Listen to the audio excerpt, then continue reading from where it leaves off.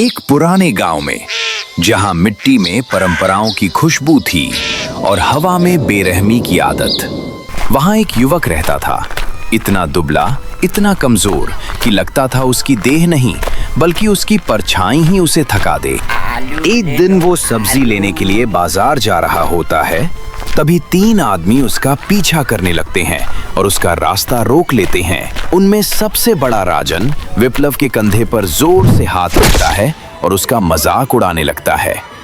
राजन हंसते हुए कहता है, अरे देखो, मुर्गों से पहले कौन रेंगता हुआ निकल आया है। चलता फिरता कंकाल समझता है कि ये भी ताजी सब्जियां खाकर हमारे जैसे बॉडी बना सकता है।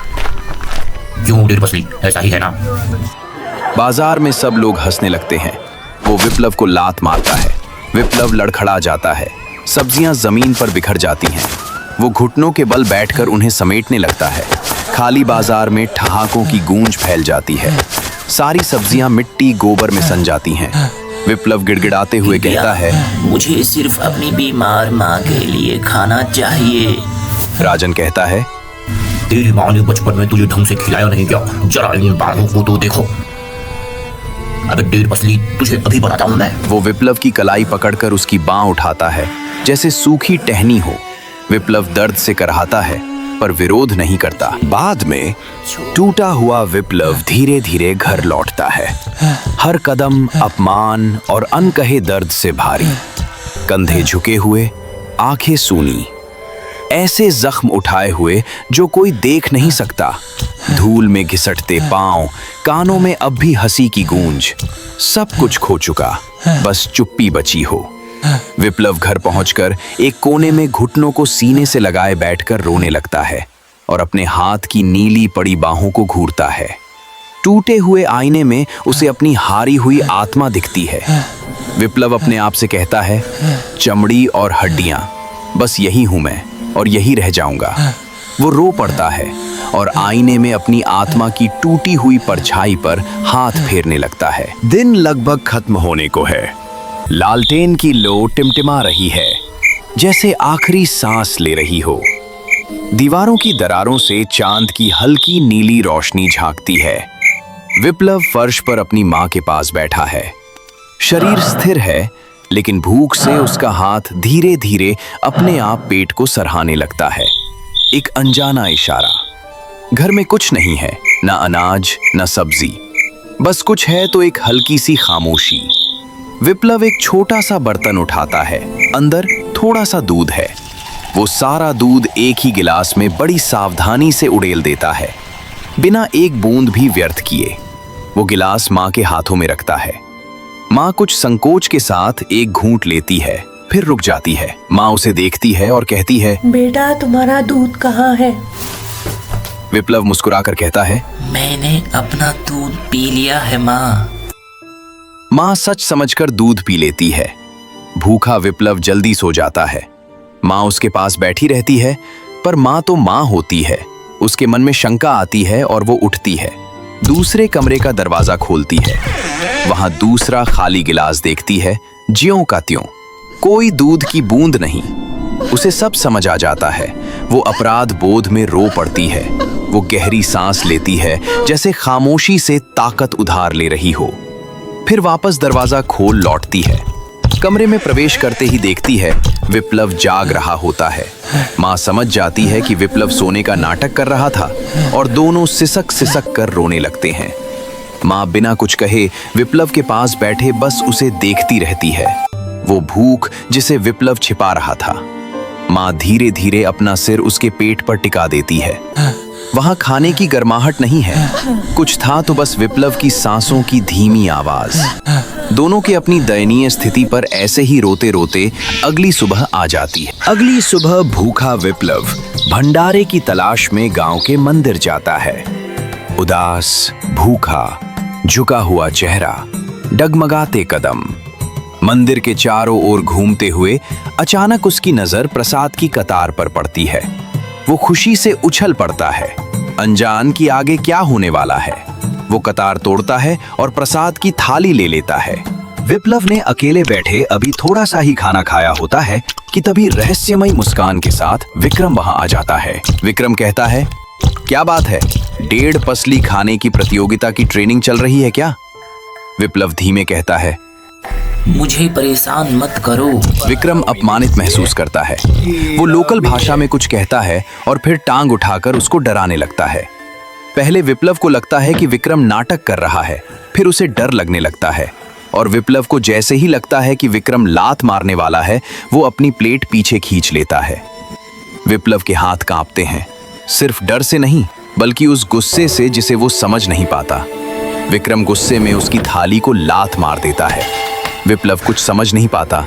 वो डर और आश्चर्य के साथ खड़ा होता है। गुस्से में विक्रम को धक्का देता है और वहां से भाग जाता है। पर अगले दिन विक्रम अपने पहलवान दोस्तों के साथ मंदिर के पास विप्लव को पकड़ लेता है। विक्रम मंदिर मैदान और सीढ़ियों पर विप्लव को घसीटता है, उसे दौड़ाता है।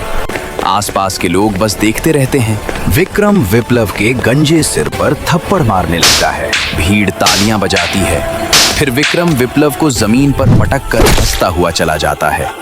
विप्लव रोते रोते मदद पुकारता रहता है और रोता हुआ वहां से चला जाता है। कोई मेरी मदद करो। टूटा हुआ घायल विप्लव अकेला नदी किनारे हाथ धो रहा होता है।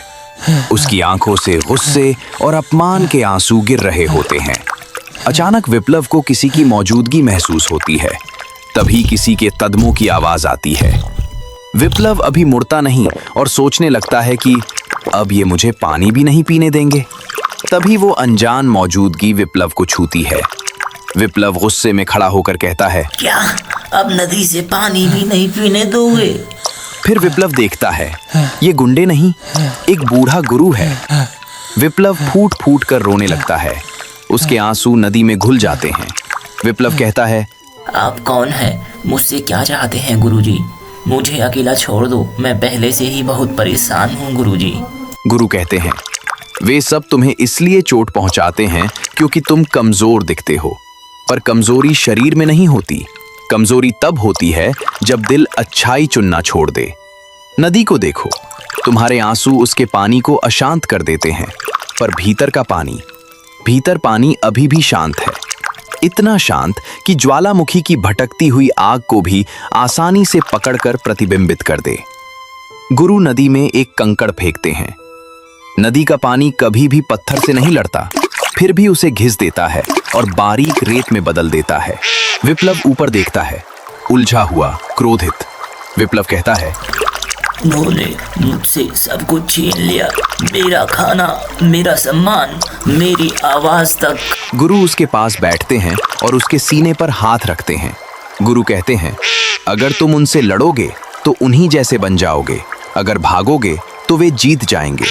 लेकिन अगर तुम डटे रहोगे और इस नदी के पानी की तरह दयालु बने रहोगे, जिसे बाहर से तो कोई अशांत कर सकता है, पर अंदर से उसे ज्वालामुखी भी चाहे तो उसका कुछ नहीं कर सकता, तो एक दिन वे खुद शर्मिंदा होंगे। उन जैसा बनोगे तो लड़ाइयां जीतोगे, उनसे बेहतर बनोगे तो इंसान जीतोगे। विप्लव उलझन में पूछता है, तो मैं क्या करूं गुरुजी? गुरु कहते हैं, लौट जाओ, खुद भूखे रहकर भी दूसरों को खिलाओ, थप्पड़ खाकर भी सीधा खड़े रहो। कोई तुम्हारी मदद करे या न करे, तुम सबकी मदद करो। दुनिया तब नहीं बदलती जब कोई ताकतवर बनता है। दुनिया तब बदलती है जब कोई क्रूर बनने से इनकार कर देता है। भूख ने तुम्हें चुप किया, अपमान ने तुम्हें छोटा, अब करुणा को तुम्हें अटूट बनाने दो। गुरु चले जाते हैं, विप्लव अकेला रह जाता है। विप्लव सोचता है कि उसके पास खोने को है ही क्या। एक बार गुरु की शिक्षा आजमाने में क्या जाता है। उस रात वो मंदिर में हुई पिटाई के दर्द के कारण सो नहीं पाता। माँ पूरी रात उसकी देखभाल करती है।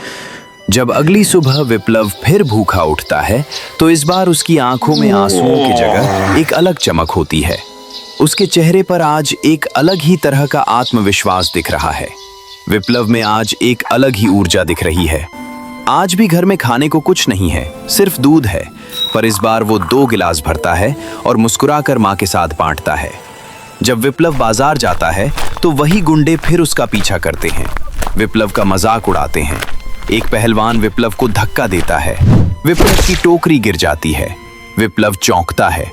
विप्लव को गुरु की बातें याद आती हैं। तभी एक बच्चा गिरा हुआ सेब उठाकर विप्लव को देता है। विप्लव भावुक होकर सेब वापस बच्चे को दे देता है। गुंडे कुछ समझ नहीं पाते। बच्चा मुस्कुराता है, सेबों से खेलने लगता है। तभी अगल बगल से कोई गुंडों पर टोकरी फेंकता है और वे वहां से चले जाते हैं। विप्लव अगल बगल में खड़े और गरीब बच्चों को बुलाता है और सारे फल उनमें बांट देता है। भूखा थका हारा विप्लव घर वापस जाने लगता है। आज वो फिर भूखा है पर खुश है। तेज बारिश हो रही है, बिजली कड़क रही है।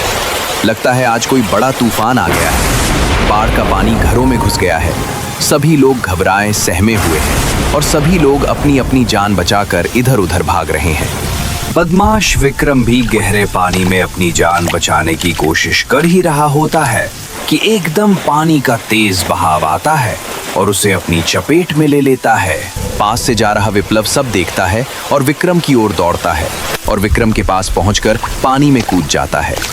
विप्लव डूबते विक्रम का हाथ पकड़कर उसे ऊपर खींच लेता है। विक्रम की जान में जान आती है। वो खुले मुंह से सांस ले रहा है और उसकी आंखें बंद हैं। तभी वो जैसे ही आंखें खोलता है और उसकी जान बचाने वाले को देखता है, वो शर्म के मारे अपना सर नीचे कर लेता है और टूट जाता है। विप्लव बिना कुछ कहे आगे बढ़ जाता है। वहीं पास में एक बूढ़ा आदमी भी पानी में जा रहा होता है। एकाएक वो बूढ़ा आदमी भी पानी की चपेट में आ जाता है। पास से ही जा रहा विप्लव देखता है कि वो बूढ़ा आदमी डूब रहा है। विप्लव बिना वक्त गवाए बूढ़े आदमी की तरफ दौड़ता है और अगले ही क्षण उस बूढ़े आदमी को भी बचा लेता है। विप्लव और वो बूढ़ा आदमी अभी पानी से बाहर आ ही रहे होते हैं कि तभी बूढ़ा आदमी जोर जोर से चिल्लाने लगता है, बंटी, बेटा बंटी।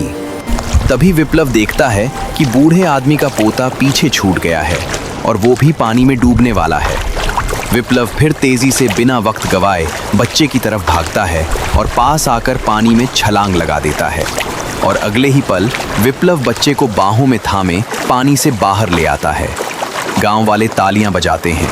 उस दिन विप्लव ने कई जानें बचाईं। इसलिए नहीं कि उसे तैरना आता था, बल्कि इसलिए कि गुरु के शब्दों ने उसके भीतर डर की जगह साहस और कमजोरी की जगह करुणा भर दी थी।